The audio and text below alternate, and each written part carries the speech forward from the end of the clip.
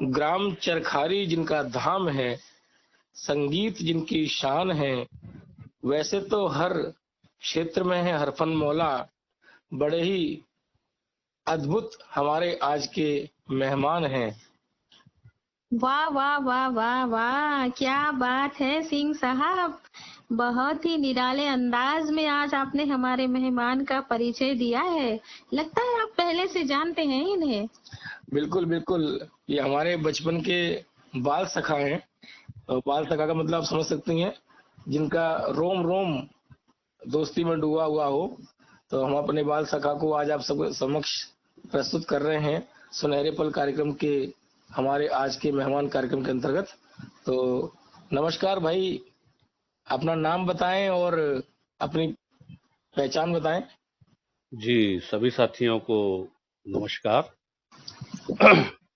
मुझे पहचान लो यारो, मुझे सक्सेना कहते हैं। वाह वाह वाह, क्या बात है। मुझे पहचान लो यारो, मुझे सक्सेना कहते हैं। डिस्ट्रिक्ट महोबा है मेरा, नगर चरखारी रहते हैं। मैं एकलव्य विद्यालय में म्यूजिक टीचर के पद पर कार्य करता था। कोरोना के चलते 1 साल से बेरोजगार बैठे हैं। वाह वाह वाह वाह, क्या बात। अब आपका परिचय तो देने की आवश्यकता नहीं है, मुझे लगता है ये तो पूछना नहीं चाहिए कि आप कहाँ हैं और क्या करते हैं। तो सक्सेना जी, ये बताइए कि आप दृष्टिबाधित क्या जन्म से हैं या बाद में हुए? दृष्टिबाधिता के विषय में तो मैं यही कहूंगा कि मैं बाद में हुआ हूं, और जन्म से मैं दृष्टिबाधित नहीं था। 5th क्लास की एग्जाम देने के बाद में मैं अपने मामा के यहाँ गया था, और वहां पर जो है हमारे एक नाना जी थे जिनका पेट बहुत बड़ा था। क्या बात है, क्या। हाँ, तो वो हम लोगों के साथ में खेला करते थे और हम उन्हें चिढ़ाया करते थे। अच्छा, उनको नाना जी कोई भी नहीं कहता था, सब लाला जी कहते थे जी तो हम लोग वो अपनी जो बुंदेलखंडी कल्चरल वाली लैंग्वेज है, उधर करहल मेरा ममाना होता है मैनपुरी डिस्ट्रिक्ट में। जी तो वहां पे जो उनकी कल्चरल लैंग्वेज होती है, तो उसमें बोलते थे लाला जी को पेट बढ़ो, लाला जी को पेट बढ़ो, और वो उनको पेट ठोक के हम लोग भागा करते थे। तो जब भागा करते थे तो वो हम लोगों को, मतलब जैसे बच्चों के साथ में खेलते हैं ना अपन, वो छुआ छुआल, छूने जी वाला जी खेल, वो वाला खेल, तो वो जी। खेला करते थे। तो उसी चक्कर में संध्या बेला थी और लगभग अंधेरा हो चुका था, तो वो छत पे खेल रहे थे। अच्छा, वहां पे एक रिवाज है कि किसी की भी छत पे मुडेर नहीं होती है, रेलिंग नहीं होती है। अब अच्छा। होने लग गई है, पहले नहीं हुआ करती थी कि एक छत पे आप चले जाओ, पूरे मोहल्ले भर के घरों में घुमाओ छत पे ही से। जी।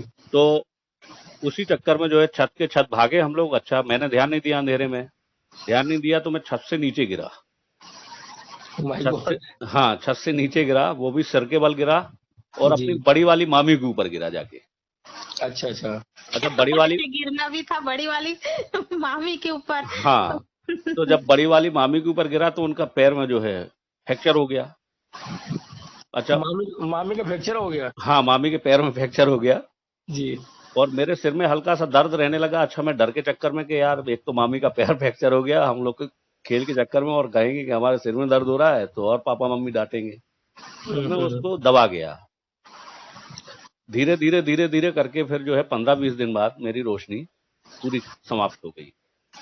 तो जब हम लोग वहाँ करहल से वापस आ रहे थे चरखारी अपने घर छुट्टियों में, एक्चुअली में यहाँ यूपी में 20 मई को विद्यालय बंद हो जाया करते थे, और 1 जुलाई को विद्यालय खुला करते थे। तो मेरे मदर और फादर दोनों टीचर थे, जी तो हम लोग 30 जून को किसी भी हाल में चरखारी आया करते थे, कहीं से भी। जी जी। तो जब हम लोग कानपुर रेलवे स्टेशन पर रात्रि में विश्राम किया, तब तक मुझे दिखाई दे रहा था, और जब कानपुर में मैं सुबह सो के जगा तो फिर मुझे कुछ भी नहीं दिखाई दे रहा था। तो इस प्रकार से जो है एक रात में ही दृष्टि का अंत हो गया। तो सक्सेना जी, ये बताएं हमारे श्रोताओं को कि आपकी अचानक रोशनी गई तो उसके बाद आपने डॉक्टर को दिखाया कि क्या प्रॉब्लम हुई होगी? हाँ, तो डॉक्टरों को बहुत दिखाया। 4 साल तक मैं बिल्कुल घर में ही बैठा रहा, डॉक्टरों के संपर्क में रहा, कहीं इधर जाना, कहीं उधर जाना। अच्छा, कुछ जो ग्रामीण क्षेत्र में एक जादू टोने वाला कार्यक्रम चला करता है, वो भी हुआ, है ना, कि भाई कोई झाड़ फूंक और कहीं देवी देवताओं की मन्नतें, फलाना ढिमाका, ये वो, और डॉक्टर्स की सलाह भी लेते रहे। फिर जो है वो एक यहाँ पर पास में ही बांदा ब्लाइंड स्कूल है, तो वहाँ पर एडमिशन कराया गया मेरा। तो लेकिन वहाँ पे क्या समस्या थी कि हॉस्टल में भी लाइट नहीं रहा करती थी। अच्छा। रात्रि में हॉस्टल में लाइट, मतलब जो बल्ब जलते हैं वो नहीं जला करते थे, पंखा वंखा तो थे लेकिन लाइट नहीं जला करती थी, तो वहाँ पे मेरे को अच्छा नहीं लगा। तो एक दिन रुका, मैं वहाँ से वापस आ गया। फिर हमारे छोटे चाचा थे, एक्सपायर हो गए हैं, वो आज इस दुनिया में नहीं है। तो उनको जो है 2 बच्चे मिले ब्लाइंड स्कूल ग्वालियर के, अच्छा। एक संतोष तिवारी जी और एक जी जी। इंद्रपाल शिकरवार जी। तो इनसे उनकी जब चाचा ने देखा कि यार दोनों ब्लाइंड हैं, तो उन्होंने चर्चा की कि तुम लोग क्या करते हो, तो उन्होंने बताया कि हम ऐसे ऐसे पढ़ाई करते हैं। तो चाचा ने फिर जो है एड्रेस लिया ब्लाइंड स्कूल ग्वालियर का। अच्छा, रमेश सैनी जी हमारे ग्रुप में थे पूर्व में, जी। तो वो एक्चुअली में क्या है कि मेरे मामा हुआ करते हैं।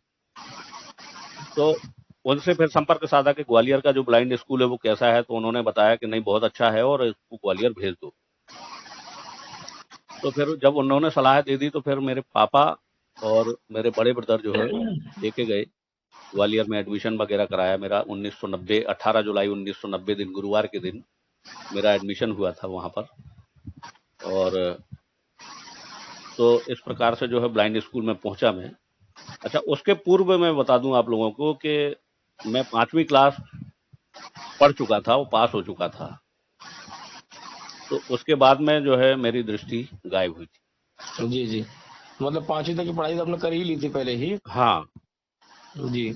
लेकिन जब मैं ग्वालियर ब्लाइंड स्कूल में पहुंचा तो उन्होंने फिर मुझे कक्षा 1 में बिठाया। जी। उनके जो ब्रेल ब्रेल वाले नंबर थे उसके चक्कर में।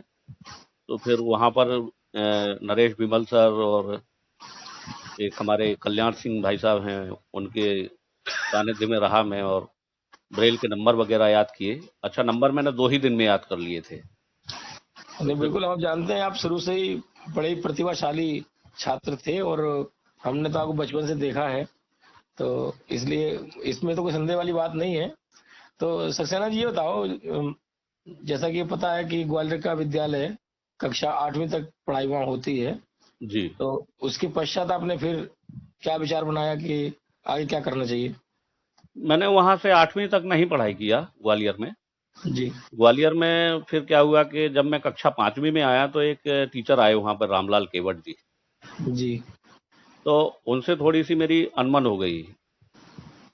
अनबन ऐसी हो गई कि हमारे जो वोकल टीचर थे, गुरु महाराज दरपे साहब जिनको कहा डॉक्टर करते थे, साहब। जी जी। तो वो बहुत बुजुर्ग थे।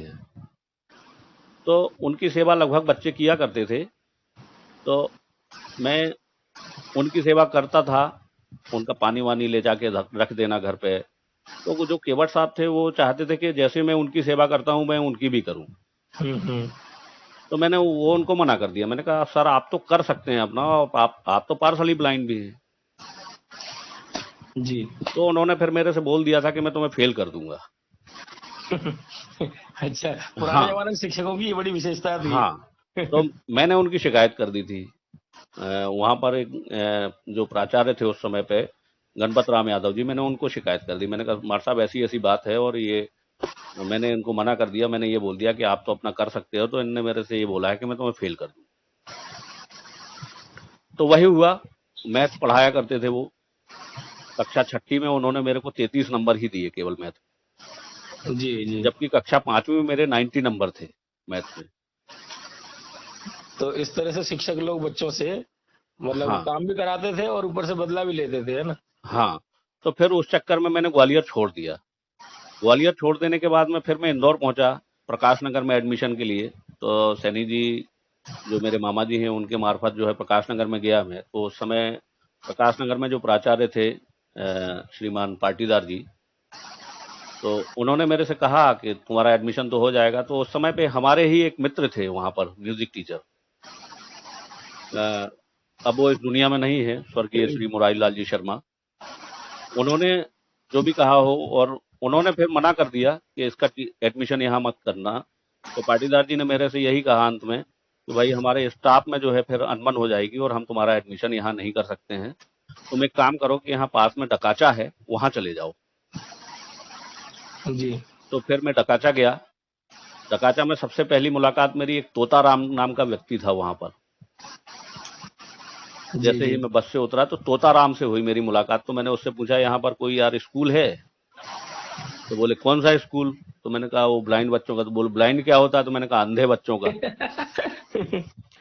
तो फिर उसने जो है मेरे को वहाँ जो डकाचा में ग्रामीण दृष्टिहीन पुनर्वसन अनुसंधान केंद्र था वहां पे भेजा। सक्सेना जी, ये जानना चाहते हैं कि आप डकाचा जा रहे थे, उस समय आप अकेले थे या आपके पेरेंट्स भी नहीं, आपके मैं साथ अकेला थे? ही था उस समय। अच्छा, मतलब आपकी मोबिलिटी शुरू से ही बहुत अच्छी रही है। हाँ, मैं ग्वालियर में जब कक्षा 5वीं में था तब से अकेला आना जाना शुरू कर दिया था। जी जी जी तो इंदौर भी मैं अकेला ही आया था।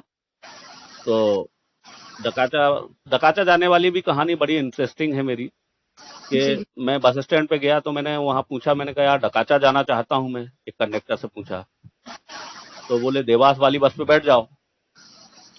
तो मैंने कहा ठीक है, देवास वाली बस पे बैठ गया। कंडक्टर से भी मैंने बोला कि डकाचा में यार वो जो ब्लाइंड स्कूल है वहां उतार देना। तो पहले तो मेरे को देवास ले गया। देवास ले गया तो मैंने कहा यार क्यों डकाचा आ गया? कि बोले नहीं यार अपन तो देवास आ गए, मैं तुम्हें उतारना भूल गया वहां पे। अरे वाह यार। मैंने कहा फिर? बोले कोई नहीं, अपन चाय वाय पीते हैं फिर चलते हैं, आपकी चलते मैं उतार दूंगा। मैंने कहा ठीक है। तो उसने चाय वाय पिलाई, उसी ने पिलाई, कंडक्टर ने पिलाई। उसके बाद में फिर मैंने उसको टोकना स्टार्ट किया जैसे ही गाड़ी चली। मैंने कहा क्यों भाई आ गया क्या डकाचा? बोले नहीं यार बैठो मैं उतार दूंगा। मैंने उसको 3-4 बार टोका कम से कम रास्ते में। 3-4 बार टोकने के बाद में फिर उसने क्या किया कि मेरे को डकाचा स्कूल, मतलब जो ब्लाइंड स्कूल था वो डकाचा गांव से करीबन 1.5-2 किलोमीटर का अंतराल था उसमें। तो उसने मेरे को डकाचा चौराहे पे, मेन चौराहे पे उतार दिया। अच्छा, बारिश भी हो रही थी और अनविक आदमी था, तो एक जगह रेडियो बज रहा था, तो मैं वहां रेडियो की आवाज सुन सुन के गया। तो मैंने उससे पूछा, मैंने कहा यार मैं वहां जाना चाह। तो उसने ही पूछा मेरे से मालवी भाषा में। अच्छा, उस समय मेरे को मालवी भाषा भी समझ में नहीं आती थी। तो फिर मेरे को बस इतना समझ में आया कि जाना, मतलब उसने जाना बोला। तो फिर मैंने उसको बोला, मैंने कहा यार वो स्कूल पे जाना है मेरे को जहाँ अंधे बच्चे पढ़ते हैं। तो फिर उसने मेरे को एक पुनः बस पे बिठाया उसी व्यक्ति ने। अब उस व्यक्ति को तो मैं नहीं पहचानता हूँ कि कौन था वो, लेकिन उसी व्यक्ति ने मेरे को रोड क्रॉस करा के एक बस पे बिठाया, प्राइवेट बस थी, और उसको बोला कि इसको स्कूल पे उतार देना। तो वो कंडक्टर ने, मैंने उससे पूछा भैया कितने पैसे लोगे? तो बोले कुछ नहीं, थोड़ी सी दूर है, बैठ खड़े रहो आप। तो उसने ले जाके मेरे को स्कूल के गेट पे उतारा। तो तब फिर मेरी तोताराम से मुलाकात हुई वहां पे। तोताराम जी मिले आपको? हाँ, तोताराम जी मिले। तो फिर वो मेरे को अंदर लेके गए, तो वहां पे एक चौकीदार थे, शंकर लाल जी। शंकर लाल जी ने मेरे से पूछा कहाँ से आए हो? तो मैंने कहा भाई ग्वालियर से आया हूँ। तो बोले नरेश विमल को जानते हो? मैंने कहा बिल्कुल जानता हूँ। तो फिर उन्होंने जो है अपने विमल सर से मिलवाया मुझे। उसके बाद में फिर मेरा डकाचा में एडमिशन हुआ, और फिर वहां से डकाचा से रह के मैंने 12वीं तक की पढ़ाई की, बल्कि बीए फर्स्ट ईयर तक। फिर बीए फर्स्ट ईयर में चूंकि इंदौर कॉलेज आना पड़ता था तो वहां से दूर पड़ता था, फिर मैं यहाँ इंदौर की ब्रांच में आ गया, national association for the blind की। यहाँ से रह के मैंने एमए किया हिंदी साहित्य में, और बीएड किया, स्पेशल बीएड भोज से। और म्यूजिक में प्रभाकर मेरा ग्वालियर से हुआ, जिसमें वोकल में प्रभाकर हुआ। और तो सक्सेना जी ये तो ठीक है, संगीत तो हम आपको जानते ही हैं, संगीत में तो आप विद्वान हैं ही हैं। जी, इसके अलावा आपकी और क्या क्या रुचियां हैं? किस किस क्षेत्र में आपकी रुचि है? मेरी वास्तविक रुचि तो म्यूजिक में ही है, और उसके अलावा गाना सुनना या कोई कवि सम्मेलन सुनना वगैरह वगैरह वगैरह, ये मेरी ज्यादा रुचि है। तो आप तो लिखते भी अच्छा है, हम तो सुनते रहते हैं आपकी जो पंक्तियां आप बोलते हैं। आप इतना सारा ज्ञान है आपके पास साहित्य के क्षेत्र में, तो मुझे लगता है आप अपनी कविताएं वगैरह भी लिखते होंगे। नहीं, अभी तक तो ऐसा कोई प्रयास नहीं किया है। अभी तक तो जो ग्रुप में मैंने बोला है, वो जो तत्कालीन जो बोला है वो ग्रुप में ही रह गया है, क्योंकि मैंने उसको अपने पास में स्टॉक करके भी नहीं रखा है। और ग्रुप में जो मैंने डाल दिया है वो ग्रुप में ही चला भी गया है। तो ऐसा मैं मतलब कोई साहित्य मैंने अपने तरफ से लिख के नहीं रखा है अभी तक। सक्सेना जी, जैसा कि आपने हमारे श्रोताओं को बताया कि आपने एमए प्लस बीएड भी किया है, स्पेशल बीएड। जी उसके बाद आपने आगे के लिए कि आगे अपना जीवन यापन करने के लिए क्या सोचा? जॉब के लिए आपने कि आपको किस क्षेत्र में जाना है? वैसे आपने स्पेशल बीएड किया, जैसा कि आपने बताया, तो जाहिर सी बात है कि आप टीचिंग मतलब टीचर बनना चाहते थे। तो बाद में बताइए आपकी जॉब के लिए क्या प्रयास किया आपने? और अभी चूंकि आपने अपने परिचय में बताया था कि आप एक म्यूजिक टीचर रह चुके हैं, जी। तो इसके लिए आपने कहीं प्रयास किया हो, इंटरव्यू वगैरह दिए हो? थोड़ा जानकारी दें हमारे श्रोताओं को। हाँ, इंटरव्यू वगैरह दिए हैं और एकलव्य विद्यालय की एक पोस्ट निकली थी। जब मैं बीएड कर रहा था उस समय मैं एमआरसी भी रह चुका हूँ। जी जी जी तो मुरैना में मेरी फर्स्ट पोस्टिंग हुई थी एमआरसी में। जी तो जब वो एमआरसी की एग्जाम व्यापम ने कराई थी उस समय मेरा बीएड पूरा नहीं हुआ था, नहीं तो मैं एमआरसी हो जाता। जी जी जी लेकिन वो बीएड पूरा नहीं हो पाया था, तो जी इस चक्कर में एमआरसी तो चली गई। फिर उसके बाद मैं ऐसे ही एनजीओ में एनएबी में ही म्यूजिक टीचर उन्होंने बना दिया था मुझे, लोखंडे सर ने, जी डकाचा के लिए। तो मैं वहाँ पे पार्ट टाइम जॉब करता रहा। जी जी जी तो फिर वहीं एक राकेश शर्मा सर हैं डकाचा में, जी उन्होंने बताया कि एकलव्य विद्यालय की जगह निकली है कॉन्ट्रैक्ट बेस वाली। जी तो फिर मैंने फॉर्म डाला वहाँ पे और इंटरव्यू दिया तो मेरा सिलेक्शन हो गया। जी तो जी 2017 में मेरा सिलेक्शन हुआ था वहाँ पर। जी और 2020 में जो है कोरोना आ गया, तो फिर वो उसके बाद में नौकरी खत्म हो गई। तो अभी घर ही में हूँ 1 साल से। जी और जी। अभी भी एक इंटरव्यू देके आया था मैं केवीएस का, वो भी कॉन्ट्रैक्ट बेस वाला ही था। हालांकि उसमें मेरा सिलेक्शन हो गया है, पहले नंबर पे मेरा ही नाम है। चलिए चलिए, बहुत अच्छी बात है। ये तो बहुत ही खुशी की बात है कि आपका सिलेक्शन हो गया और वो भी पहले स्थान पर आप रहे। इसके लिए तो एडवांस में आपको बहुत बहुत शुभकामनाएं हमारी तरफ से। बहुत बहुत धन्यवाद। तो सक्सेना जी, जैसा कि जितना हम आपको जान पाए हैं, आप वास्तव में बहुत ही प्रतिभाशाली छात्र तो रह ही चुके हैं। ये तो आपके परिचय से और आपसे हमारा जो पिछले कुछ दिनों से वार्तालाप हो रहा है उससे हमें ज्ञात हो रहा है। जी जी तो जी। आपने जैसा कि बताया, आपका एमए बीएड होने के बाद भी आप रुके नहीं, कुछ ना कुछ करने की आप सोचते ही रहे और किया भी है। तो ऐसा मालूम पड़ता है आपकी बातों से। तो सक्सेना जी, ये बताएं आप हमारे श्रोताओं को कि आप जो म्यूजिक टीचर की जॉब करने के बाद अगला पड़ाव आता है हमारे जीवन साथी के चुनाव का। तो इसके विषय में आपने क्या सोचा था और कब आपका विवाह हुआ? थोड़ा हमारे श्रोताओं को बताएं। अ, जीवन साथी के विषय में तो मेरा ये था मानना कि देखो शादी में जो मेरा विचार था कि मैं ब्लाइंड से ही करूंगा, और ब्लाइंड से ही मैंने शादी की। जी जी जी, बहुत अच्छे विचार थे आपके।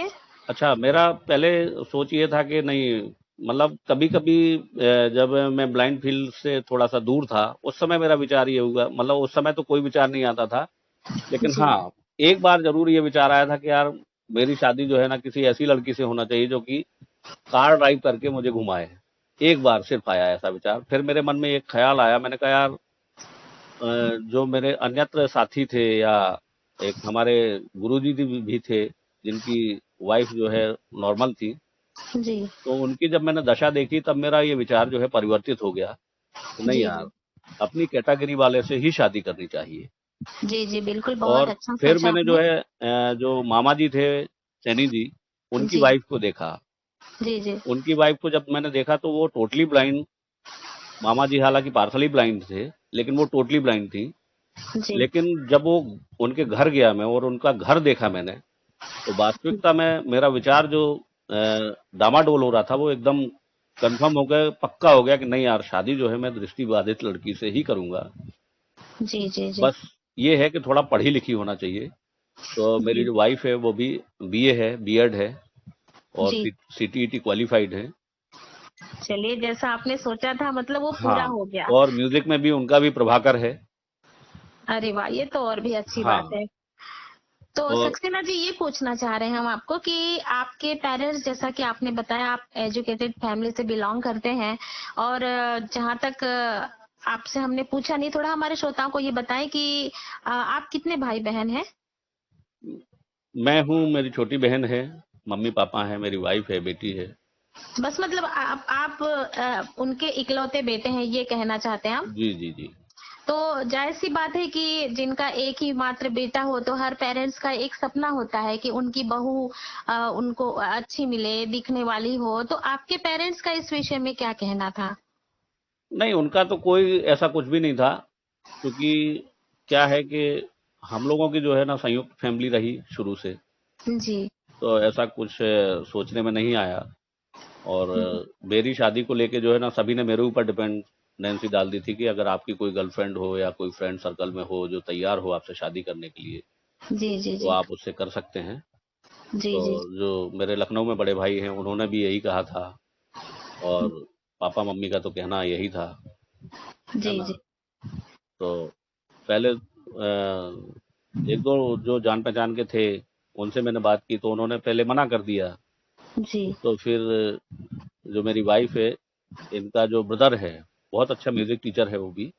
जी। तो शिवरात्रि का हमारे यहाँ कार्यक्रम होता है, तो हमने उनको वहाँ आमंत्रित किया हुआ था शिवरात्रि पे। तो जब उन्होंने मुझे देखा, अच्छा उनसे मेरी जयपुर में भी मुलाकात हो चुकी थी, जी जी। तो फिर मैंने उनको जयपुर में ही इनवाइट किया था शिवरात्रि के लिए, तो वो आए थे हमारे यहाँ। फिर उस समय उन्होंने जब घर वर देखा, पापा लोगों को देखा, मुझे देखा, तो हम्म। फिर यहाँ से हमारी बातचीत स्टार्ट हुई।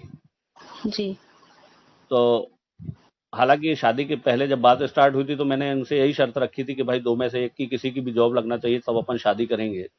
जी जी। लेकिन उस बात को जो है ना टाइम बहुत हो चुका था, 4-5 साल बीत चुके थे। जी तो फिर मैंने कहा लाओ अब शादी हो ही जाने दो। जी जी। बिल्कुल सही समय पर शादी का होना भी बहुत जरूरी हाँ है। और निश्चित रूप से आपके पेरेंट्स से हमारे श्रोता काफी प्रभावित होंगे और आपके पेरेंट्स से वाकई में हमें कुछ ना कुछ सीखना चाहिए कि यही तो शिक्षा का सकारात्मक प्रभाव पड़ता है हमारे विचारों पर कि आप इकलौते बेटे थे उनके, उसके बावजूद भी आप पर उन्होंने सब कुछ छोड़ दिया कि जो भी आप करेंगे हमें मान्य है। ये बहुत अच्छी बात लगी हमें। नहीं नहीं, तो हमारे यहाँ की फैमिली में एक चीज और है जी कि आज तक हम लोगों को ये एहसास ही नहीं हो पाया कि हम कितने भाई बहन हैं। जी जी जी। मतलब एकता है अभी भी। हाँ, तो मतलब यूं हम लोग जो है 3 भाई 2 बहन हैं। जी मैं जी सबको यही बताता हूँ। जी जी जी जी। हाँ, तो चलिए बहुत अच्छा लगा जानकर। तो मतलब आपकी शादी क्या कहेंगे, अरेंज मैरिज या लव मैरिज? इसको देखो, शादी तो मेरी अरेंज मैरिज में ही हुई। जी जी जी नाम उसको लव मैरिज भी दिया जा सकता है, क्योंकि हम जी लोगों की जी बातचीत करीबन 3-4 साल से हो रही थी। जी जी जी और हम दोनों ने ही ये सोच के रखा था कि शादी करेंगे तो हम दोनों ही करेंगे। जी जी तो उसको लव मैरिज का नाम भी दिया जा सकता है, क्योंकि शादी हम लोगों ने हालांकि की अरेंज मैरिज थी, जी जी और पापा मम्मी की मर्जी से ही की थी। जी। हाँ, तो सक्सेना जी ये बताएं हमारे श्रोताओं को कि आपके बच्चे कितने हैं और अभी कितने साल के हैं? मेरी एक ही बेटी है, जी जो कि 4 साल की है अभी। और उसका नाम जो है पीहू हम लोग घर में बुलाते हैं, और वैसे उसका नाम नवंशी है। और बीच में अभी उसकी आवाज भी आ रही है। बिल्कुल, हम आपकी पीहू की तो कविताएं भी, स्टोरी भी सुनते रहते हैं। बहुत ही आपकी तरह ही, बल्कि आपसे 4 कदम आगे है। बहुत ही प्रतिभाशाली बच्ची है, अच्छा लगता है। तो मतलब पीहू ही है, उसके बाद कुछ आगे विचार है या नहीं है? अभी तो कोई विचार नहीं है, जब तक कोई ना कोई दो में से एक नहीं शिफ्ट हो जाता कहीं, तब तक तो कोई इस विषय में कोई विचार नहीं है। अच्छा अच्छा। हाँ, उसके बाद में फिर ऊपर वाले की मर्जी। बिल्कुल बिल्कुल, ऊपर वाला तो अपनी कृपा करेगा ही करेगा, इसमें तो कोई दिक्कत वाली बात है नहीं। जी जी। आ, तो सक्सेना जी ये बताओ, अभी आपका आगे जैसे जॉब के लिए आपने इंटरव्यू दे रखा है, जी। तो मतलब अभी उसका रिजल्ट वगैरह भी आ चुका, आप बोल रहे हैं। तो हाँ। शायद जैसे ही कोरोना काल खत्म होगा तो मुझे लगता है कि आप कहीं ना कहीं अच्छी जगह शिफ्ट हो ही जाएंगे। जी तो जी। आपका वैसे इच्छा, मतलब जो आपकी इच्छा कहाँ रहने की ज्यादा होती है, आप किस शहर को ज्यादा पसंद करते हैं, कहाँ रहना चाहेंगे? देखिए, शहर की तो कोई बात ही नहीं है, उसमें जहाँ अपना कर्म स्थल हो वही अच्छा लगने लगता है। हम्म। बाकी चॉइस तो मेरी यही है कि मेरा इंदौर के आसपास में ही कहीं जॉब हो, ताकि इंदौर से टच में रहूं मैं, जी जी, बहुत अच्छी। है ना। और इंदौर के बाद में दूसरा प्रेफरेंस में अपने महोबा डिस्ट्रिक्ट के आसपास कर देता हूँ अच्छा अच्छा। कि हाँ भाई। भाई, मातृभूमि तो सबसे बढ़िया हाँ जगह होती है किसी के भी लिए। हाँ। तो आप संगीत के क्षेत्र में, मैंने देखा है आपका बहुत बढ़िया, आपका हर तरह का रुझान, गीत संगीत और गायन वादन सभी कलाओं में आप प्रवीण हैं। मैंने सुना है कि आप तबला बहुत अच्छा बजाते हैं, तबले के स्पेशलिस्ट भी हैं। तो और इसके अलावा गायन में भी आपकी बहुत बढ़िया रुचियां हैं। तो कुछ हल्का फुल्का हमारे साथियों के लिए कुछ गुनगुना दीजिए। वैसे तो आप स्टार्टिंग में आपने सुनाया था, लेकिन कोई अच्छा सा जो भी आप उचित समझे, गजल हो भजन हो, उसकी दो चार लाइनें। जब कभी बोलना वक्त पर बोलना, जब कभी बोलना वक्त पर बोलना, बेशबब बोल के बेशबब बोलना, क्यों है खामोश सोने की चिड़िया बता, क्यों है खामोश सोने की चिड़िया बता, लग गई तुझको किसकी नजर बोलना, बहुत खूब, क्या बात जब है। कभी बोलना वक्त पर बोलना। वाह वाह वाह, क्या बात, बहुत बढ़िया। तो सक्सेना जी, बहुत अच्छी वार्ता रही हमारी आपकी जो है। और वक्त रहेगा तो आगे भी आपसे मुलाकातें होती रहेंगी, क्योंकि बिल्कुल समय बिल्कुल। ज्यादा इजाजत नहीं दे रहा है। बिल्कुल बिल्कुल। तो हम चाहेंगे कि हमारे श्रोताओं के लिए आप कोई संदेश देना चाहें, संक्षिप्त में वो आप दे सकते हैं। श्रोताओं से तो मैं सिर्फ इतना ही कहना चाहूंगा कि जीवन एक संघर्ष है, जिसको हर हाल में, या जीवन एक उद्देश्य है जिसको हर हाल में व्यक्ति को पूरा करना चाहिए। और जीवन के सुख या दुख दोनों को हंसकर निभा लेना चाहिए, क्योंकि जीवन के दो पहलू होते हैं, एक सुख का एक दुख का। और आदमी जब दुख में होता है और जब सुख में होता है तो उसमें परिवर्तन नहीं आना चाहिए, क्योंकि दुखी समय में हर आदमी हताश होता है, उदास होता है, और सुखी समय में खुश होता है, प्रसन्न होता है। तो उसे ऐसा नहीं करके अपना एक सामान्य जीवन सभी के से सामान्य व्यवहार की तरह सभी से सामान्य व्यवहार रखना चाहिए, सामान्य रूप की तरह सामान्य व्यवहार रखना चाहिए। और जीवन हमारा एक संघर्ष है, उसे हंस के निकाल देना चाहिए। बिल्कुल बिल्कुल सही बात है। और मैडम, कुछ जानना चाहेंगे सक्सेना जी से आप? तो सक्सेना जी, जैसा आपने गीत सुनाया है और वैसे भी हमारे सदस्य आपको बहुत पसंद करते हैं, और वाकई में करें भी क्यों ना, क्योंकि आपकी आवाज में वो कशिश है, वो जादू है कि जो भी कोई सुने तो एक बार में ही दीवाना हो जाए। तो बहुत अच्छा लगा आपसे मिलकर, और आपकी आवाज और आपके गाने का जो तरीका है बहुत पसंद आया। निश्चित रूप से हमारे श्रोताओं को भी आज की हमारी मुलाकात बहुत अच्छी लगेगी। तो मिलेंगे फिर कभी, मौका मिलेगा तो किसी मोड़ पर। तो अब हम आपसे विदा चाहते हैं। तो अंत में मैं यही कहूंगा, जी जी। चलते चलते मेरे ये गीत याद रखना, कभी अलविदा ना कहना, कभी अलविदा ना कहना। हंसते गाते हंसते गाते यूं ही गुनगुनाते रहना, कभी अलविदा ना कहना, कभी अलविदा ना कहना। बहुत बहुत धन्यवाद आप बहुत लोगों बहुत धन्यवाद सक्सेना जी आपका। आपने अपना बहुमूल्य समय निकाल करके हमारे इस कार्यक्रम के लिए आपने साक्षात्कार दिया। और निश्चित रूप से आपका और हमारी ये वार्ता बहुत ही शानदार रही।